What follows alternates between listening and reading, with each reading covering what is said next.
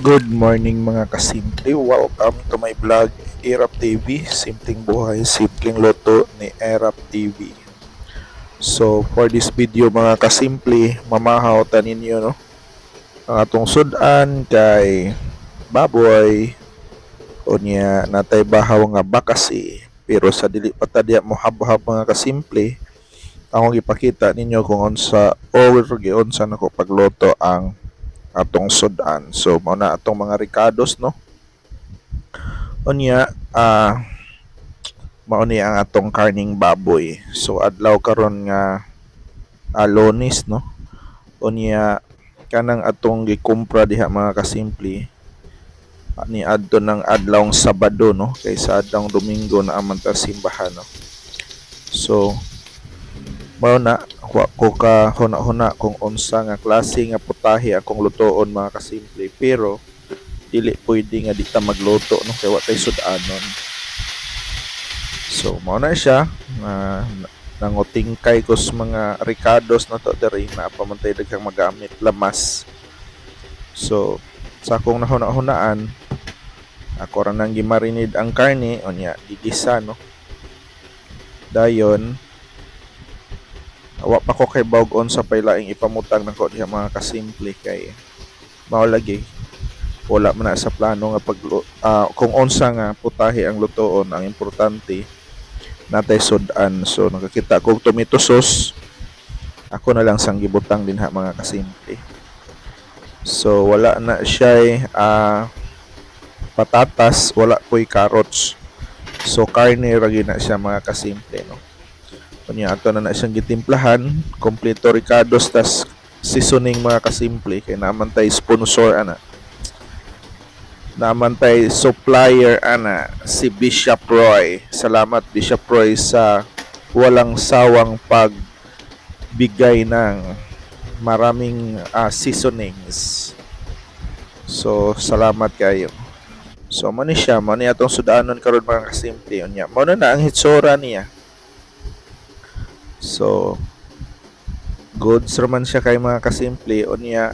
Nangukay tas ref, matay nakit-an nga larang nga bakasi. Ato nang niaging semana Sabado mga kasimple na to giloto. So ato nang giinit kay sayang kay og malabay ra na mga kasimple no. Di pwede mag-usik-usik og sudan. Kung unsay sudan din ha ato nang kinahanglan ato nang initon mga kasimple kay lisod kayo ang panahon no. Tanan paliton. So ingon ana kalisod ang atong sitwasyon mga kasimple. So kinahanglang magtipid ta no. So nanatay karning baboy diha mga kasimple, pero ang atong atensyon na paghihapon sa larang nga bakasi no. So lahi gyud ang larang nga bakasi mga kasimple ko. Sa ako lang ha, lahi-lahi man ta. For sure naman sa gyud mo kaog bakasi. Nya napoy ganahan mo kaon na nang kung gilotong karning baboy no. Pero kani manggo ako ang na-experience mga kasimple no kay niagi man gitag taas kig dugo. Unya nag-overweight pud ta niagi tag kilo tag 99 ka kilo no. O yan, nakasuway tag dugo o 180 over 90. So yun ana kataas atong dugo. So karon mas ganahan kong mukaon og mga isda no.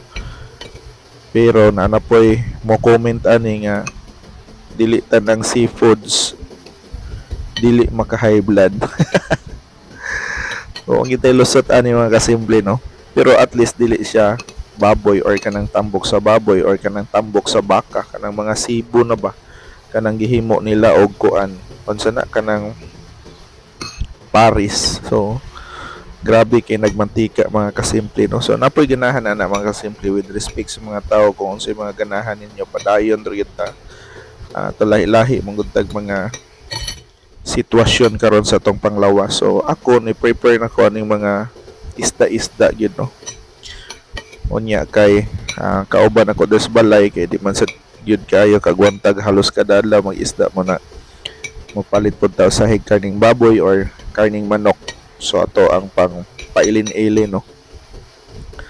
So ingon ana lang no. So ako lang nabantayan din mga kasimple nga mas ganahan jud ko sa larang kumpara aning karning baboy nga akong giloto. So ana lang unya mohisgot di ko gamay sa unsa ni BRT no, gitry nila dry run sus paita. Grabe ka traffic gyud, wa ako kasabot no.